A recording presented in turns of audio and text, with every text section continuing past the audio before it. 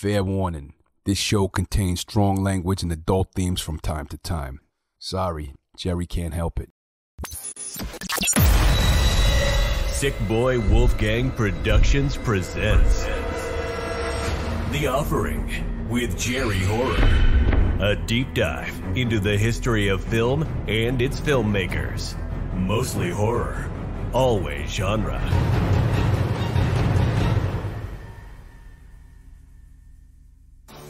If you're anything like me, you're always on the lookout for cool, new, original gift items that you could give to your horror and genre-obsessed loved ones, or even something you could get to treat yourself. I found the perfect thing for you. Geek Emporium has custom hand-etched glass art that's the perfect gift. Believe me, when you see these glass mugs, glass jars, and original prints, you're going to want all of them for your own collection. Geek Emporium covers every genre you can imagine. Marvel, Star Wars, 80s and 90s horror. I'm looking through the website right now, geekemporium.nyc, and I can see featured they got some gorgeous stuff from Labyrinth with Jennifer Connelly, A Nightmare Before Christmas. I see Brandon Lee's The Crow. They cover the whole genre gamut. It's incredible. I met up with these guys at Eternal Con on Long Island. I got my hands on a sweet Texas Chainsaw Massacre Leatherface glass mug and a Freddy Krueger wooden coffin. All custom. And these are hand-drawn. They were drawing it right in front of me. So what are you waiting for? You can always check out their Etsy shop or head over to geekemporium.nyc right now and scroll through the goods. Trust me, your geek-loving loved one will thank you later.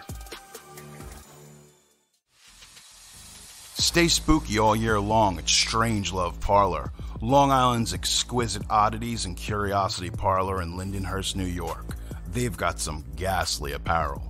Strangelove Parlor supplies an array of goth jewelry, unisex horror-themed gear, Halloween accoutrement, monstrous purses and wallets, spooky pins, patches, and stickers, providing you with the most wonderful and the most strange of treasures. Visit Strangelove Parlor regularly to find the item of your dreams, or perhaps even your nightmares. Grab your ghoul gang and visit today. Strangelove Parlor in Lindenhurst, Long Island, New York. Welcome to The Offering with Jerry Horror, the show where we can have a quiet and frank discussion as adults about the things that matter to me, or at least that I think matter to me. Please take a moment to subscribe to our show wherever you get fine podcasts, and hey, stay up to date on future episodes. This week on The Offering, we're taking you back to 1988 with A Nightmare on Elm Street 4, The Dream Master.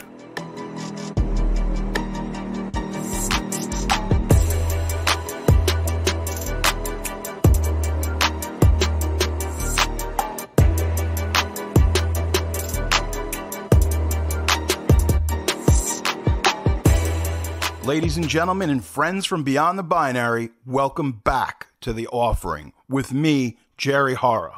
That's right, it's season 2 and we got this bitch rebuilt. So glad you're here. You could have been anywhere in the world, but you're here with me and I appreciate that. I genuinely do.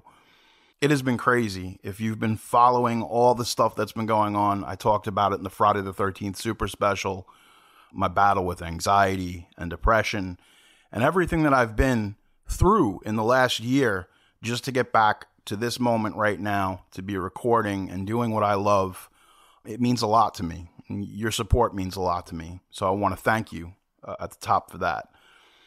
We have to make sacrifices. Today, I got producer/seducer Pete with me, and I said, fuck it. I'm going to take the day off from work. I'm going to lose a day's pay because I'm going to chase what I believe in. And I believe that I can do this. I believe that you enjoy this. And it's my passion.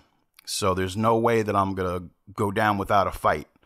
I wanted to make sure that I was going to provide you guys with some serious ass insight into some amazing films. See, season 2, we had to raise the stakes because that's kind of what you do with sequels. There has to be escalation of events. So, in order to turn up the flames in this motherfucker, we decided to take you back to 1988. All of the films we cover this season will be all about 1988 and the films that it gave birth to. It's a wild year, okay? There's a ton of horror sequels, like everybody gets a horror sequel this season. It's insane. I don't even want to give it away. So with that being said, it's season 2, it's 1988, and I'm going to take you back there. I really don't have a lot much more to say. I want to get into this. I want to get dirty with y'all because this is what I enjoy doing. So I want to let you know that I'm all right. I'm doing better. I'm doing the best I can, just like everybody else. Little side note, the song that was burning up the charts at the time of this release, the release of this film, was Sweet Child of Mine by Guns N' Roses. Okay? Just put you in the framework of where we are, because on today's show, we're going to talk all about the time that Freddy Krueger ruled the world.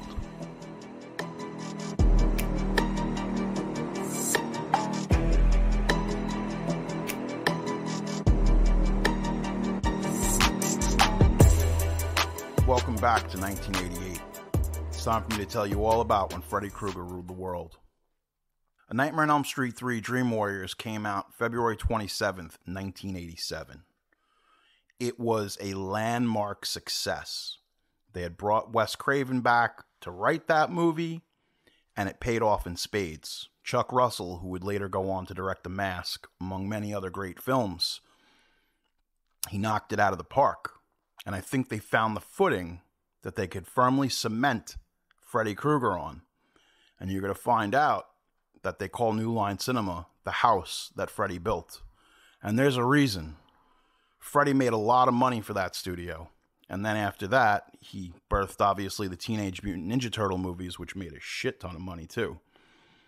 But before we get into all that, so, like I said, Elm Street 3 comes out, and it's this huge success. And I want you to think about this. Elm Street 4, The Dream Master, comes out August 19th, 1988. That's a mere 17 months. And these films are incredibly special effects heavy. When you look at who did the special effects for Part 4, it's like 30 people. And there's many more people who assisted. But you had different effects houses. It's like when we talk about Ghostbusters. They needed all these different effects houses because the special effects had become so complex. It's the same thing now with like digital animators. You need like 3-4 different houses doing different things at the same time just to complete the task of bringing the film in on time. And to let you know how confident New Line Cinema was at this point, they had a movie poster for A Nightmare on Elm Street 4 before there was even a movie. So they had a title, The Dream Master. They had a movie poster, but they had no script and no director, okay? However, one thing was for certain. If we had followed the Dream Warriors, this was going to give Freddy a more formidable foe in the Dream Master, even if they couldn't contextualize who the Dream Master was because the script hadn't been written. There was nothing really in place except that concept.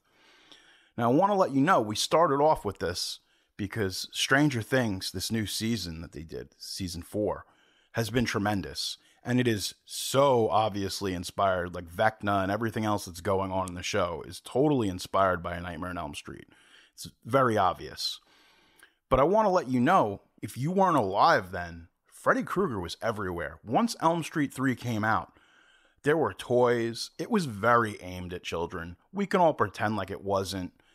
There was the Marvel Comics, the magazine style that only had 2 issues.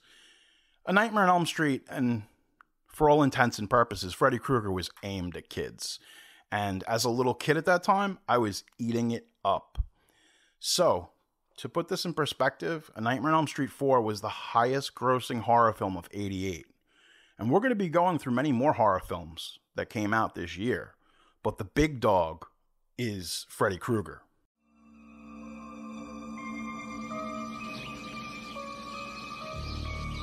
Do you know what terror is? Hello. Do you live here? Nobody lives here.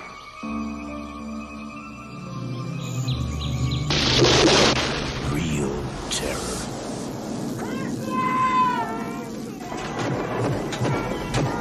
How long has it been since you've been on Elm Street? Welcome to a brand new nightmare. He He is the first in fear. Will you help me? I'm someone help me, please! Second to none. Don't let them put you to sleep. He has no mercy.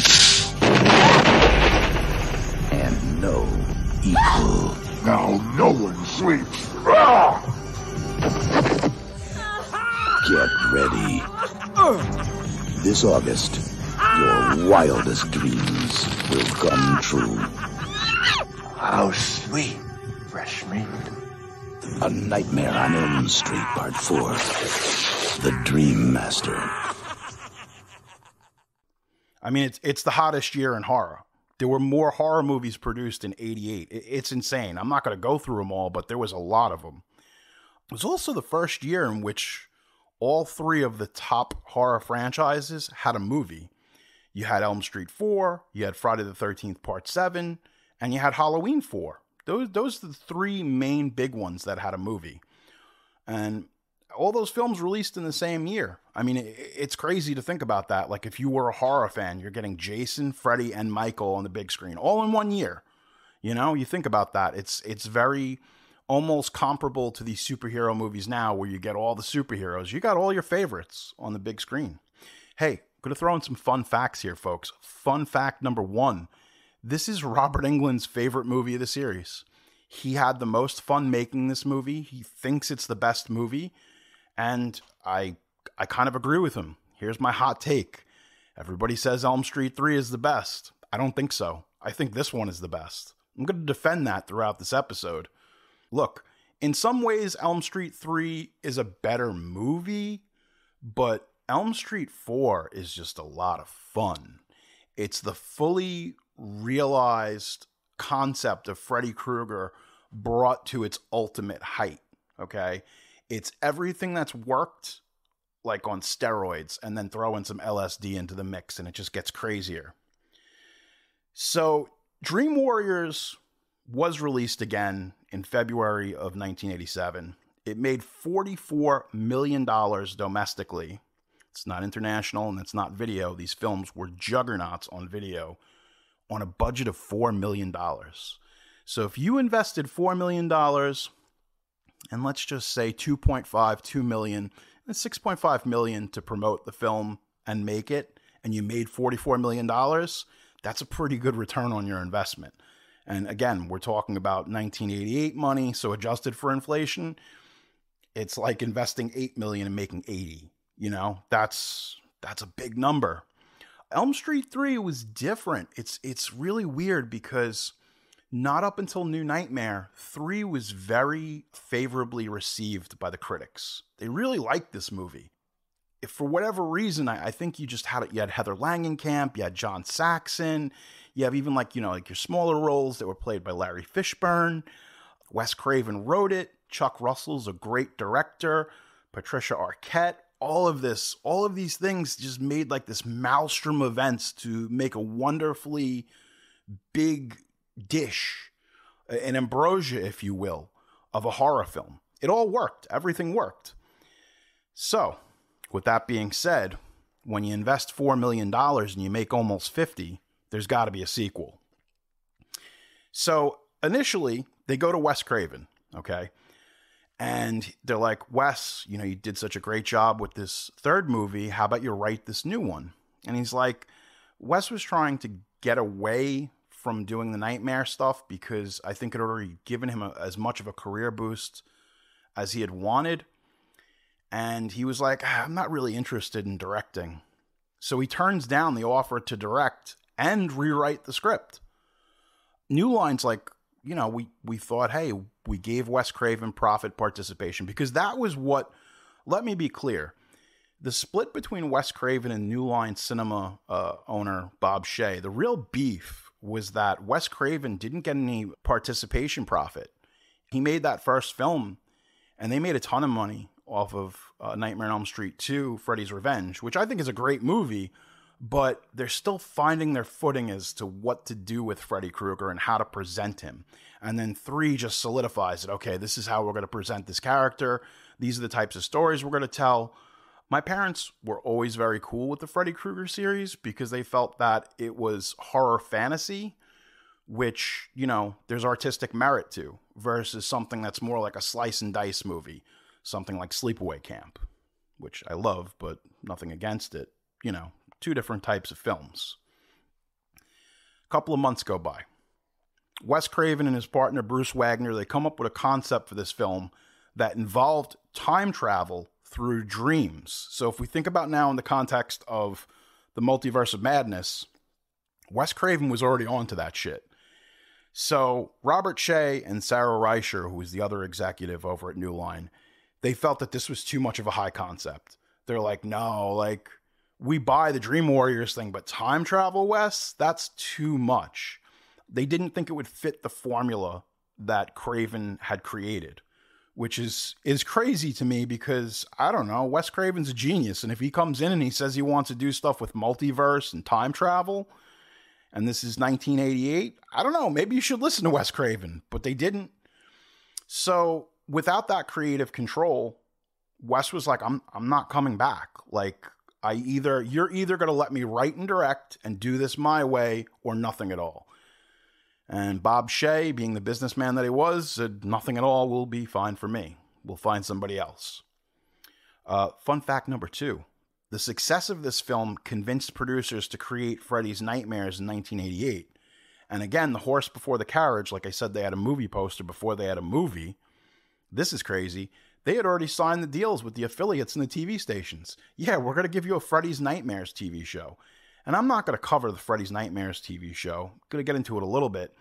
But they're kind of like, you know, if you've seen all the shows, like whether it's Tales from the Dark Side, The Twilight Zone, there's wraparounds with Freddy Krueger. And he's like, hey, kids, I'm going to tell you a scary story. And then we get to see some ridiculous thing play out.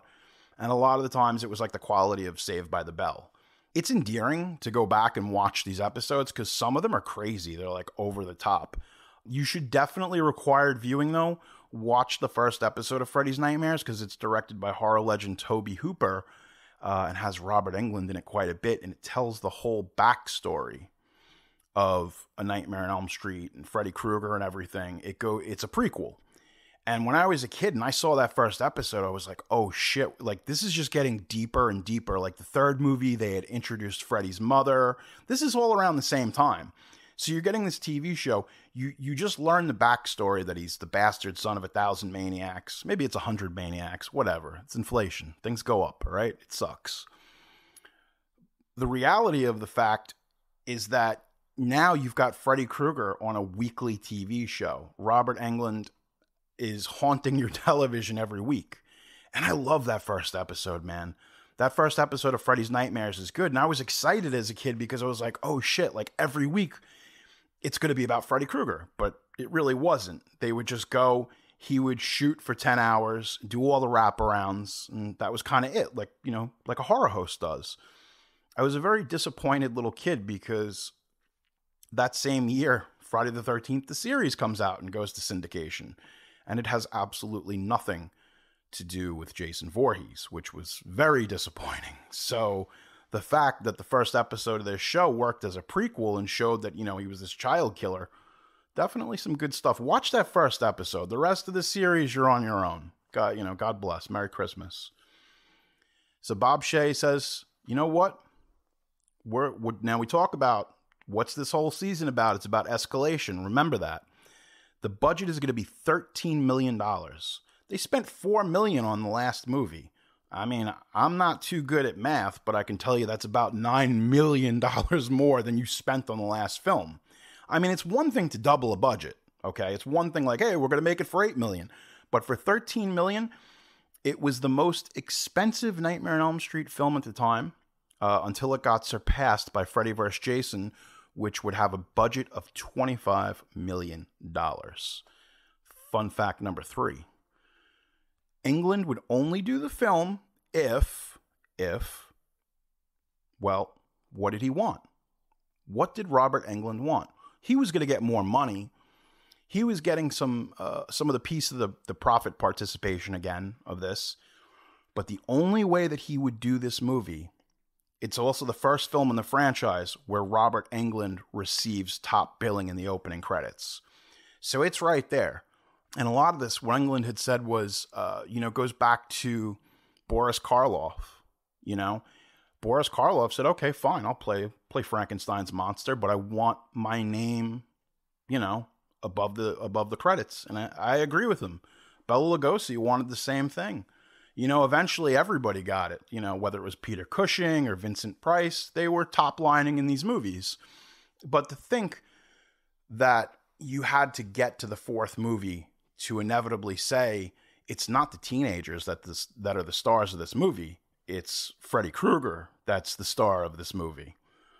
Nobody wants to direct this movie. Nobody. I can't even tell you how many directors fall through. There was a list of names that they had, but they've kind of kept it quiet, I think, because of embarrassment. But they brought A Nightmare on Elm Street 4 to probably about 25 different directors. Now, enter Renny Harlin. At this time, he had just done a movie called Prison with Kane Hodder. It's okay. It's Viggo Mortensen's in it in one of his early performances. It's an okay movie. It's got some really creepy stuff in it and some fantastic special effects by John Carl Buechler, who would also work on this movie and also direct a Friday the 13th Part 7, The New Blood. Renny Harlin, okay, this is how he gets the job. He refused to take no for an answer. Rather than accept rejection, he instead showed up at the New Line Cinema offices like on a daily basis, reportedly for like a month or two. And he just kept requesting every day. He would go, he'd fall asleep on the couch, and he'd say, I'll wait for Bob Shaye to come out of his office. Little did he know, Bob Shaye had another door that he could kind of escape through, and he avoided Renny Harlin for that entire month. So, for a variety of reasons, they didn't like any of the other directors who came in for the meetings. Bob Shaye is just going through them. And Harlin seemed to always be around. So, at a certain point after Burnout, eventually his persistence won the day to some degree because he was so clearly impoverished. I can't even say this word. Impoverished? I don't know. Maybe it's Yiddish. But basically, he was broke. The guy was wearing the same clothes every day and he was starting to smell. So clearly he needed a W. Clearly he needed a job. But most of all, he needed a shower. So Bob Shaye basically said, we got to give this guy the job, if not for the fact that he stinks and we can at least get him out of the office. So he gets the job and he takes a shower and he buys some new clothes. And according to Renny Harlin on this, Shaye rarely ever spoke to him throughout the shoot. Even though he would visit the set quite often, he basically didn't think that Renny Harlin could pull this movie off. It was a last-ditch effort. But one thing that he didn't do, and I credit Bob Shaye to this, he didn't micromanage Harlin at all. So there's a scene where Bob Shaye comes in and he does a cameo. And that day was a little bit difficult because Harlin was able then to turn the tables on him and have the power and kind of, be like, hey, you can do it better, Shaye. Kind of bully him a little bit. And the resulting tension meant that Harlin lived each day on set like it would be his last. So we're talking like insane 18-hour, 22-hour days where Harlin was just leading people like a dog sled. I mean, it's insane. So he thinks that he's going to get fired. He's like, this is it. He's like, I'm working on this film. It's the biggest budget they've ever worked with. It's the biggest film I've ever worked on.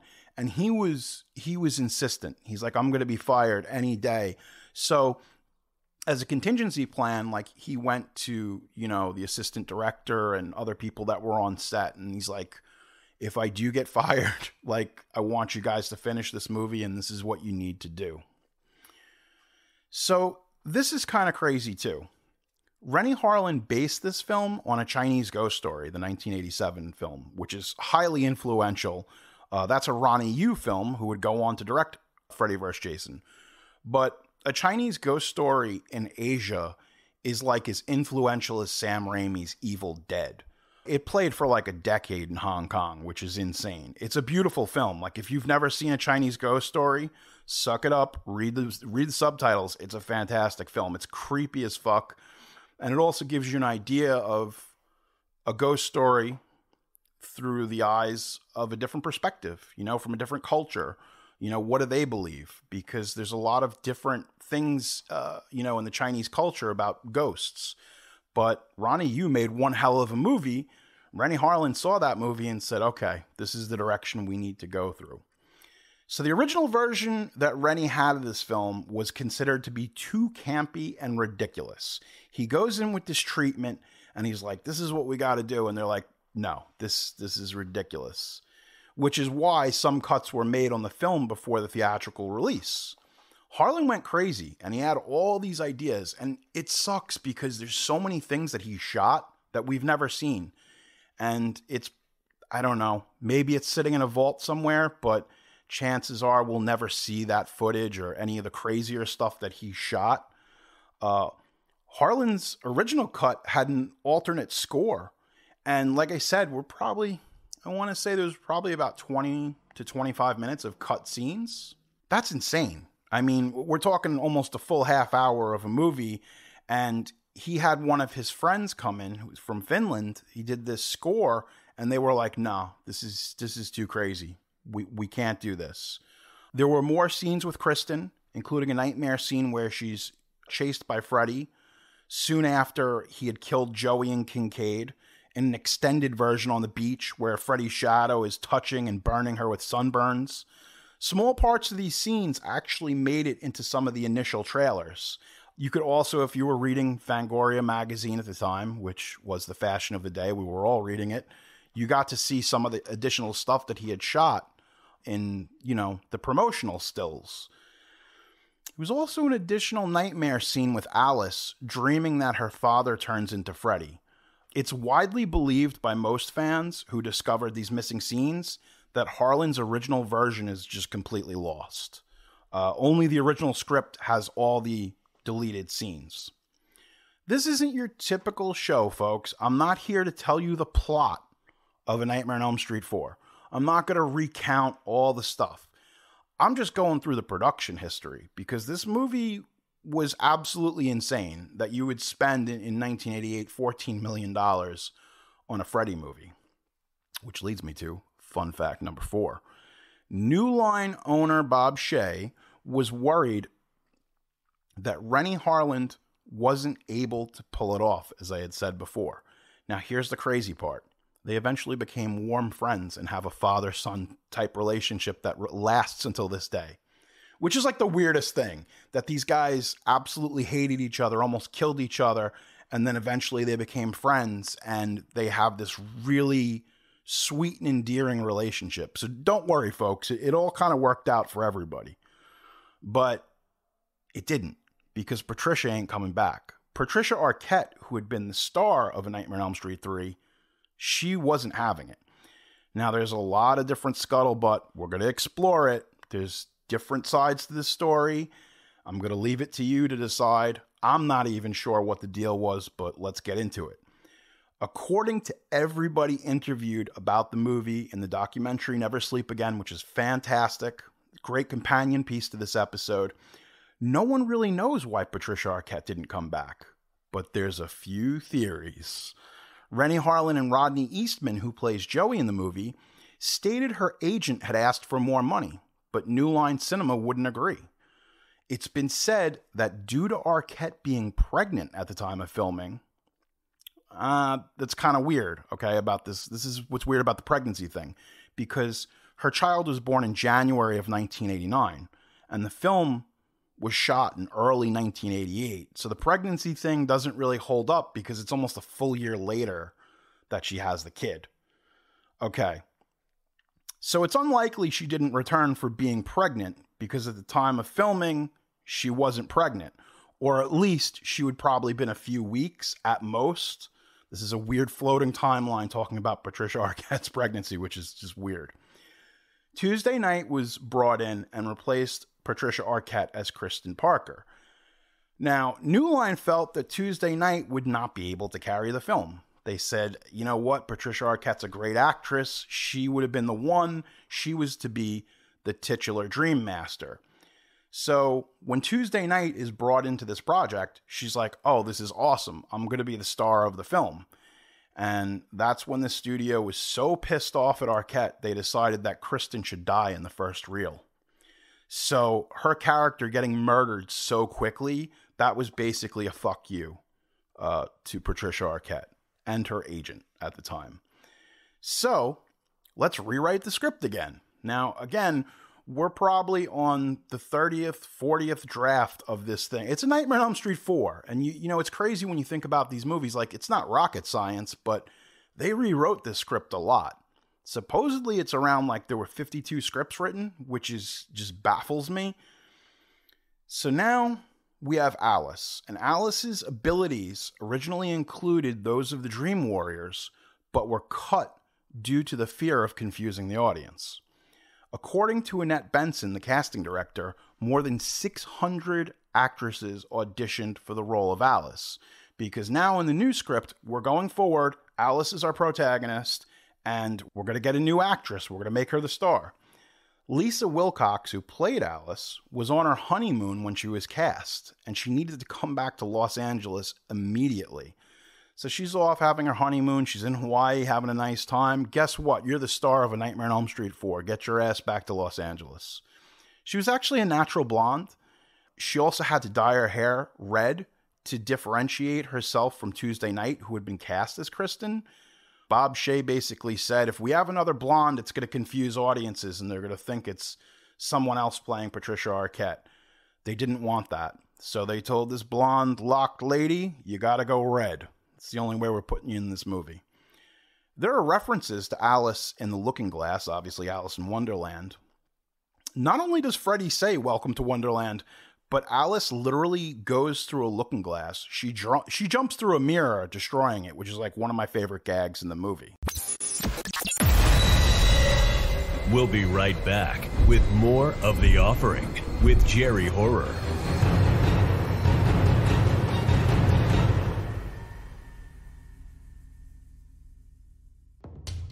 Now, the most definitive account of the films made by the most infamous and influential studios of the 1980s, Cannon Films. The Cannon Film Guide Volumes 1 and 2 gives you the true stories from the people who made them, and truth is stranger than fiction. From American Ninjas to Masters of the Universe, from Charles Bronson to Chuck Norris, from Bloodsport to Texas Chainsaw 2, take it over the top on your Superman 4 quest for peace. These books have got it all, folks. A passionate journey through the highs and lows of pure 80s goodness. The Cannon Film Guide illustrates all the behind-the-scenes mayhem of one of the most beloved cult movie factories of all time. We at The Offering highly recommend these books. They are essential reading for any and all film buffs. The Cannon Film Guide, Volume 1 and 2, available now at Amazon, iTunes, or wherever finer books are sold.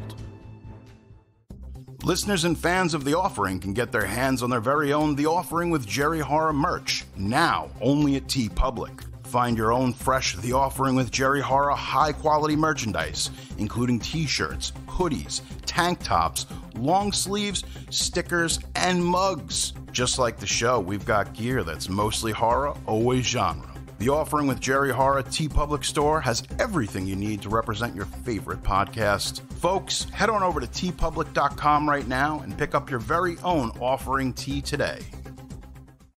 You're listening to The Offering with Jerry Horror. Got a question or a story you want to share with me? It might be featured in a future episode. Email me at jerryhorror@gmail.com or hit me up on Twitter at jerryhorror. I'm also on Instagram. You can find me there at jerryhorror. Rate and review this show on Apple Podcast, and you might find your review in an upcoming episode. And if you haven't already, be sure to subscribe to The Offering. Now back to the show.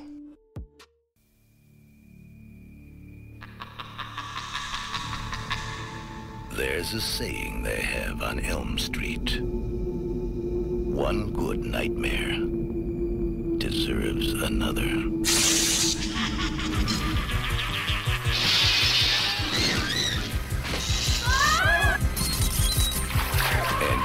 Thought the nightmare was over. Well, dream on. A Nightmare on Elm Street Part 4. The Dream Master. Finally, Someone's ready for Freddy. Now, during production, the writers, the directors, and the producers could not figure out how to kill Freddy.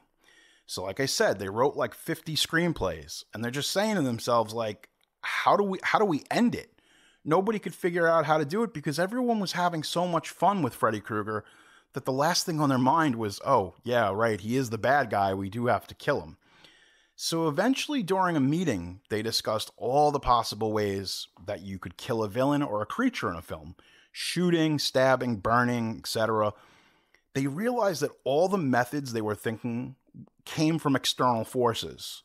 They decided to do just the opposite, which was come up with a way for Freddy to be killed by an internal force.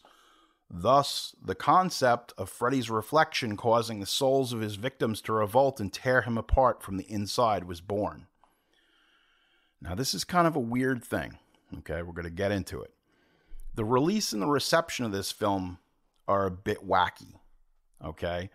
Now, again, this movie was made for $13 million. Okay?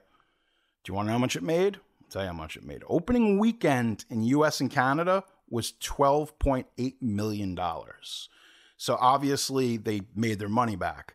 Its gross worldwide, not including VHS sales, was $49 million. I got to go through the taglines for this film. This movie had great taglines. There were 9 different taglines created for the international campaign. You shouldn't have buried me. I'm not dead. All right, it's not bad. The name's Krueger, Freddy Krueger, which they used in the United Kingdom. Obviously, a little riff on James Bond. This one worked out very well. Are you ready for Freddy? And I think that really did. Greetings from Hell. That was one that they had used in Europe. I don't know about that. Just when you thought it was safe to go back to bed. It's a little riff on Jaws. Terror beyond your wildest dreams. Kind of generic. Pure evil never really dies. The biggest nightmare of them all. I mean, I don't know what we're doing at this point. You know, it is what it is.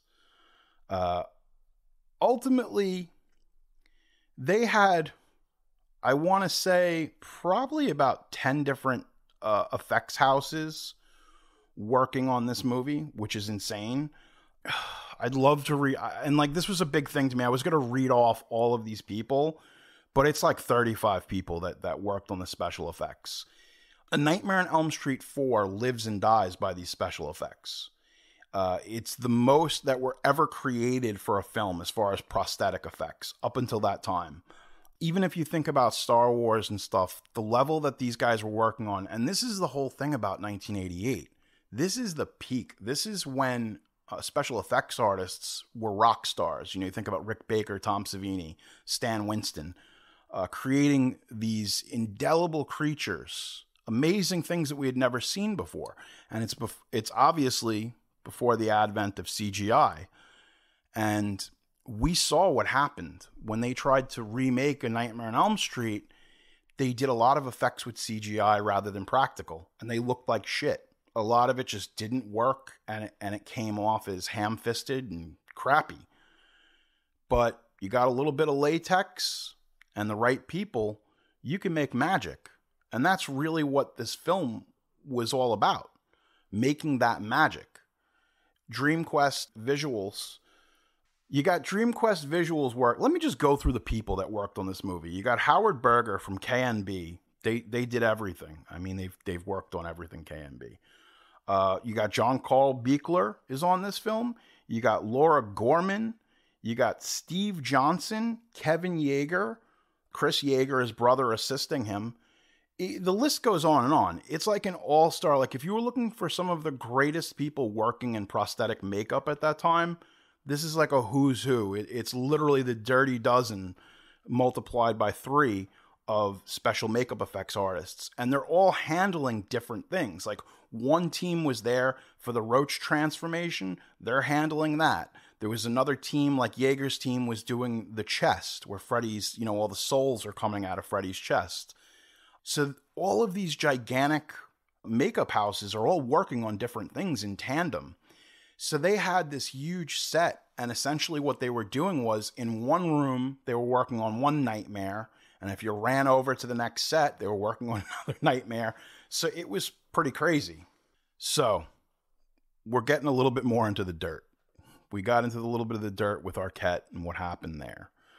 So during the filming of this movie, several of the main actors on set were turned off when their co-star, actress Tuesday Knight, and Rennie Harlin's apparent romantic fling, which ultimately resulted in Knight being pampered by Harlan. So even though she's killed off in the first reel, you've got this whole relationship that's going on, and Tuesday Knight is wrapped because they shot most of this movie as much as they could in sequential order, except for the beach scene. That was the first scene that was shot because it was the most complicated. Tuesday Knight and Rennie Harlan have this affair. So essentially what happens is she's wrapped, but she's not gone. And according to what I've heard, most of the people on set did not like her. She was not liked and thought to be a distraction for Harlan. They're both guilty in this. They're both guilty parties. It's not like this is some woman's fault. It's not like that at all. So at a certain point, they started putting up signs saying, no Tuesday Knight on the set. And it got really out of control because at a certain point, the cast and crew took a stand and said to Harlan, they're like, look, we love you. We love what you're doing. This is a great movie, but you need to get her off the fucking set because this is absolutely not working. Now, it was just a rumor. People would say, oh, they're not really dating. They're just friendly. They're friends. But I mean, I think now we're looking back all these years later. It's kind of easy to see what was going on. In Never Sleep Again, the documentary that I had talked about, they get into it a little bit, but it's something that really hasn't been discussed. Some people say that it affected Tuesday Knight's career because she was difficult to work with and kept showing up on set, and that it might have affected her opportunities when it came to other films. I don't know. Again, this is just a rumor. And most of the cast and crew will tell you they fucking hated Tuesday Knight. So it's a good thing. When she ultimately gets killed and she was thrown, I'm trying to think, it's a furnace. She gets thrown into one of the gigantic furnaces that, Freddy lives in furnace world. And she gets thrown in there, and supposedly the cast and crew had a party that night because they fucking hated her. She was not well liked on the set at all. There's a lot of little references, like there's a Hills Have Eyes poster in Kincaid's room. The diner in the film is called the Crave Inn. Get it? Get it? Now, when Joey and Kincaid, the characters from part 3, came into this movie, they were excited because they're like, hey, maybe we get to flesh these characters out a little bit more, go on another adventure. And early on, they kill off those characters. I mean, you're barely 20 minutes into the movie, and they kill off Kristen, they kill off Joey, they kill off Kincaid. So it's like, these were some of the larger protagonists that were in the third film, and instantly they were killed. Harlan's reasoning for doing this was that people wouldn't see it coming. And I'll be honest with you, as a kid, I was like, wow, when they killed those characters off, I was like, holy shit. It kind of puts that momentum into the movie where you're like, anything can happen. Nobody is safe. At one point or another, any of these characters can be taken out. And I think that's a very interesting quality. But at the same time, there's a world where you have all of these Dream Warrior kids, and they could have got okay, if they made Dream Warriors now, it would have been a Harry Potter type of deal. They would have casted these kids very young, and there would have been reoccurring adventures, which is very similar to Stranger Things, where these kids would have this life bond together because of being terrorized by Freddy Krueger. Speaking of which, this was the first film outside of 3 where they really started to get the makeup down. So, when you're doing the first film, Robert Englund is in the makeup chair for like 12 hours. And then each movie, as they got better and figured out how to do it, this was the first movie where they're like, 3 hours, 4 hours, we can get all of his makeup done. And Robert Englund was very thankful for that. In fact, he stated now, because after Freddy vs. Jason, he's done with the prosthetic work. He's like, I really don't want to go back and do that. But you know what? I think it's really about what you're putting in his bank account, because he just was in Stranger Things season 4 and he has this huge, all these makeup effects to his eyes and his face. So I think maybe he'd put back on the makeup. Let me go off on a little tangent here. Can I go off on a tangent? People are like, oh, because now with Stranger Things season 4, people are hot. They're hot for Freddy. They want Freddy. And they're saying, oh, like, can't we do this? Can't we do that? Look, I don't think the solution is making another live action film. And I've said this before. My pitch is this. You do an animated series with Freddy Krueger. You do it for HBO Max, where you don't have to worry. You can go R-rated, go NC-17, go crazy. Make it the horniest, bloodiest thing you've ever seen. And you don't have to put Robert Englund in the makeup. All you have to do is have him record lines. And I think that that's the way you do it. It would be perfect. The episodic nature kind of lends itself to the mythos and to the franchise. So if you're looking for a way to revitalize this and still have Robert Englund play Freddy Krueger, that's probably the best way to do it. And again, I did not like the remake. I kind of hate it. I think it's terrible. But Jackie Earle Haley was very good. I think in another multiverse, there's a whole series of Jackie Earle Haley films. He was good. He just had absolutely nothing to work with. I even dug the makeup job. I was like, okay, this is a cool direction to take it in. It's more real world. It's funny because if you look at that Jackie Earle Haley, the makeup job they did on him in the remake, you look now again, the parallels at Vecna, and you're like, oh wait, it's like a real burn victim. It's like, that's what he would kind of look like. This is the only film in the franchise to have an original song in the opening credits. It had never been done. In the second half of part 3, they have Dawkins' Dream Warriors, which is absolutely amazing. They used different songs, but this was the only one that was created for the film. Even in part 6, you would, Freddy's Dead, The Final Nightmare, you would have I'm Awake Now by the Goo Goo Dolls, which is a fucking awesome song. If you haven't heard it, I'm Awake Now by the Goo Goo Dolls. Shazam that shit, make it happen. It's really good. Now, initially, they had to keep rewriting this movie as they went along. And as they did that, things kind of got wackier and wackier. And Danny Hassel, his character of Dan, had no name. And he kind of just chose the name on set. So that's how they were working throughout this entire film. They were going by the seat of their pants. There was just rewrites every day. The car junkyard set from A Nightmare on Elm Street 3 is featured in Kincaid's Nightmare. The set was originally conceptualized by production designer Mick Strawn, who worked as the art director of Part 3. It's funny because this junkyard set also holds the distinction of being filmed at the same location for both films.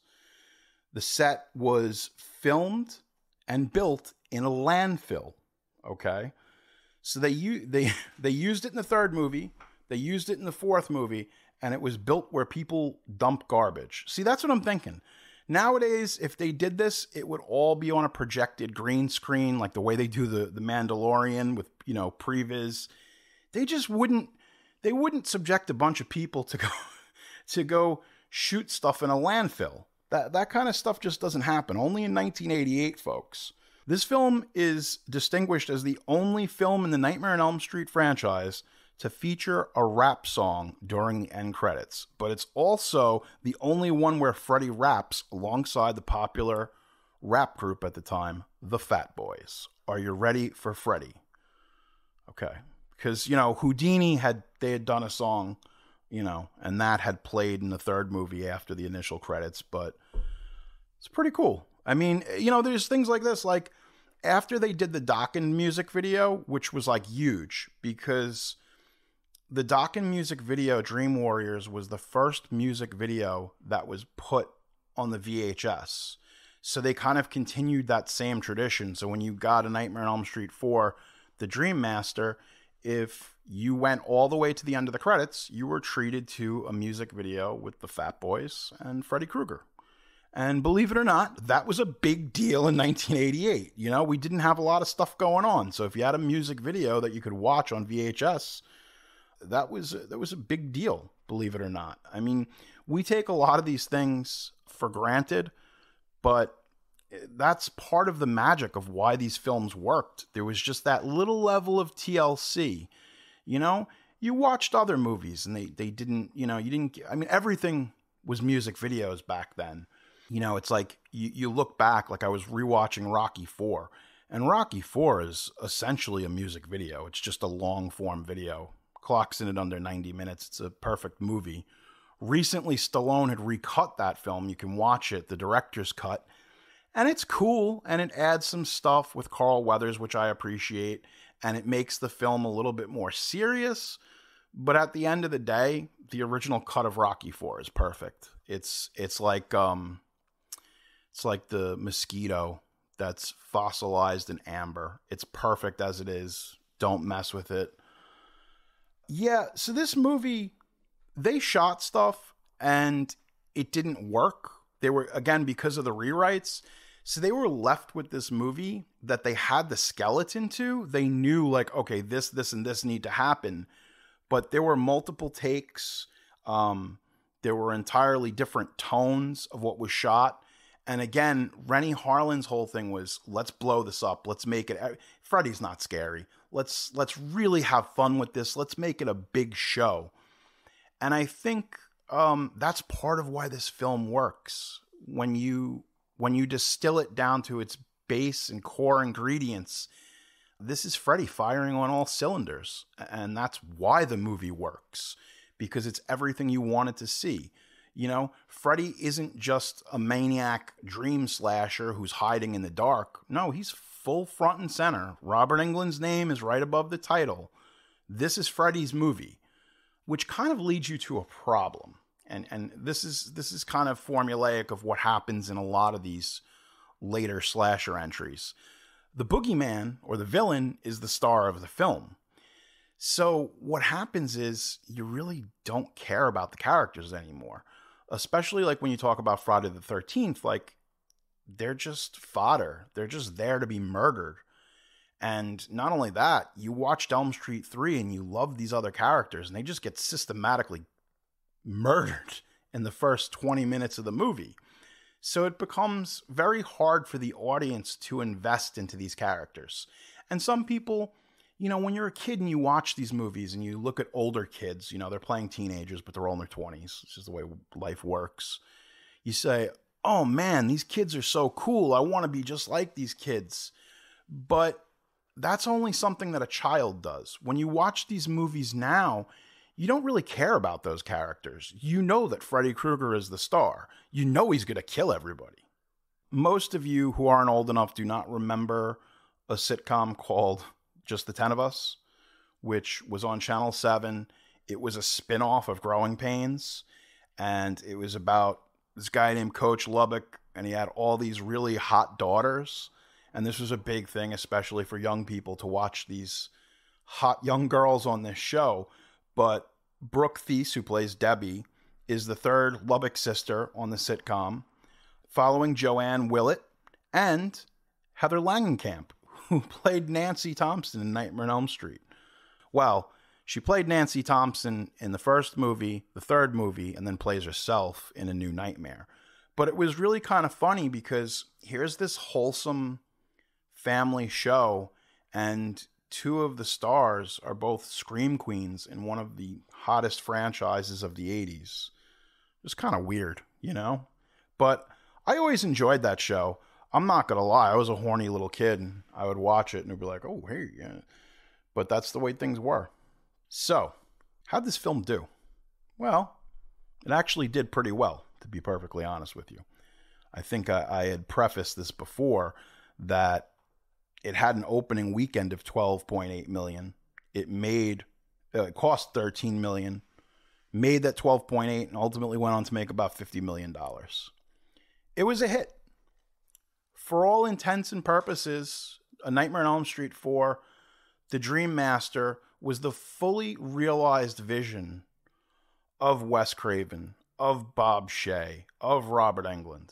There's a lot of moving parts, and it's not just one thing. It's not just like Robert Englund is great as Freddy, and you can kind of do anything you want, and they realized how malleable he was as a product. But this is the zenith. This is when Freddy Krueger ruled the world.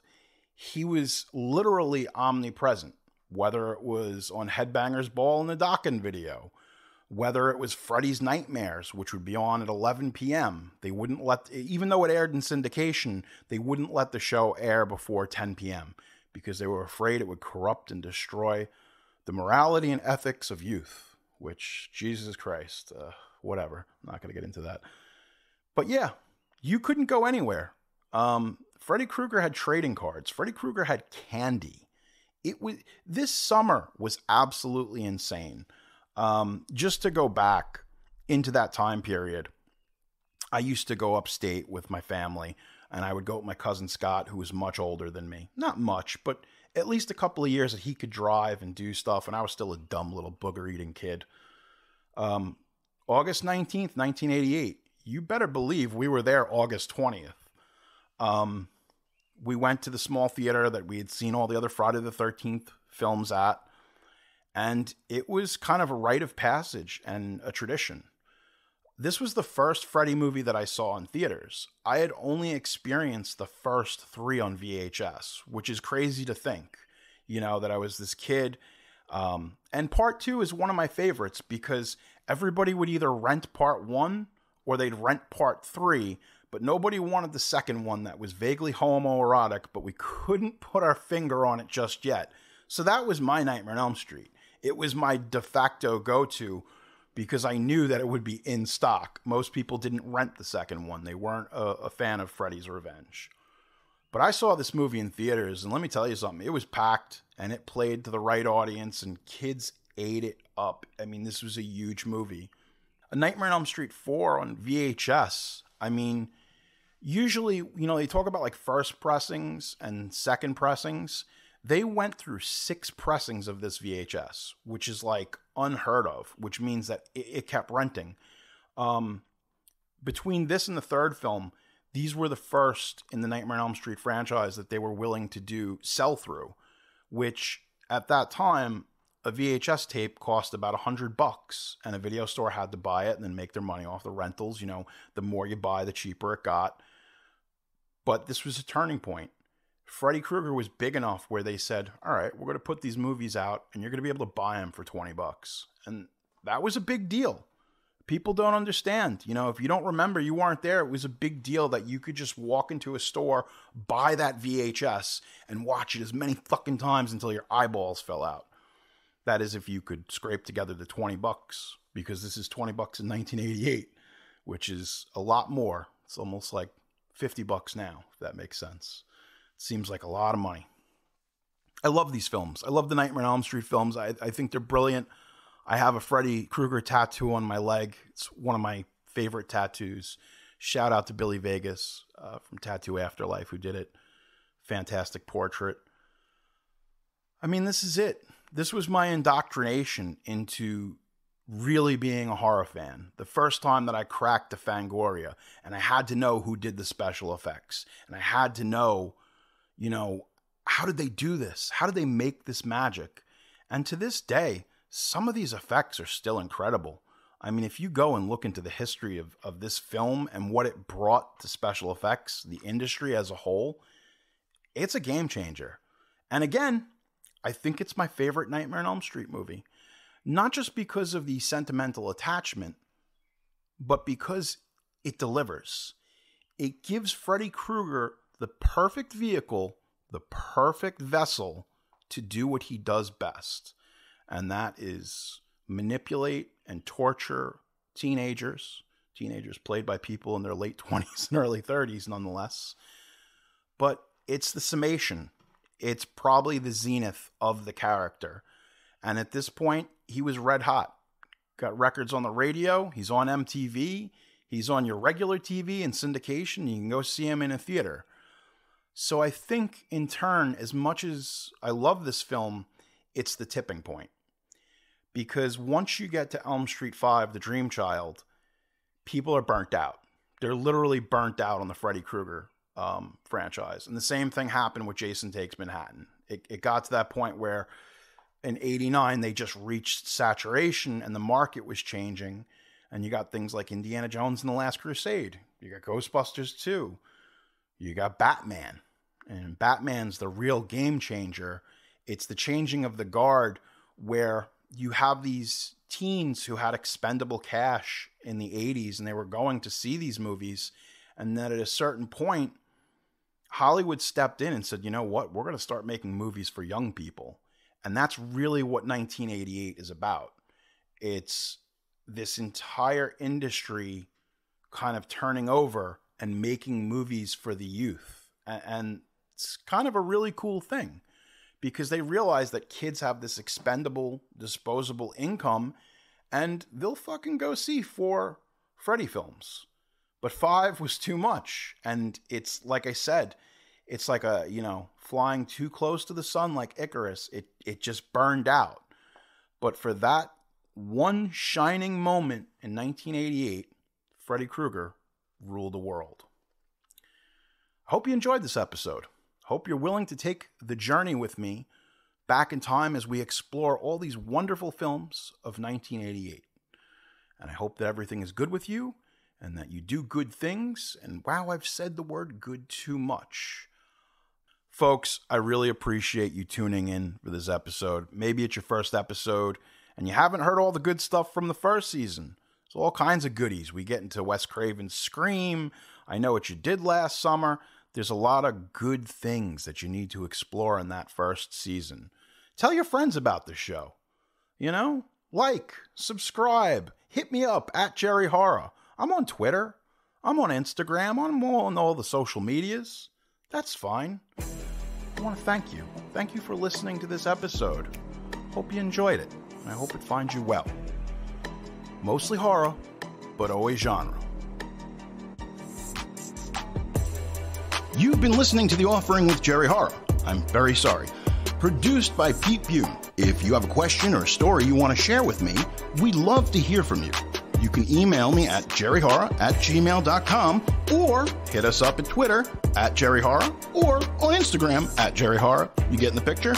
Subscribe to Apple Podcasts, Spotify, or wherever fine podcasts are provided for you and your family. I want you to enjoy. Just join us next time for another offering.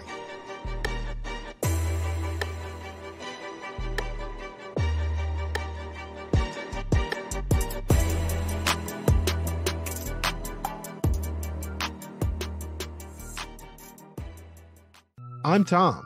My partner Mike and I have been friends and coworkers for a long time. And at work, we're known for our daily water cooler conversations about TV shows and movies we are currently watching. Whether we're arguing over which Marvel TV show is the best or agreeing about which Netflix original movie is the worst, the pop culture conversation is always popping on Two Brothers at a Water Cooler. You can listen to Two Brothers at a Water Cooler on Apple Podcasts, Spotify, or wherever podcasts are available. Subscribe and share today.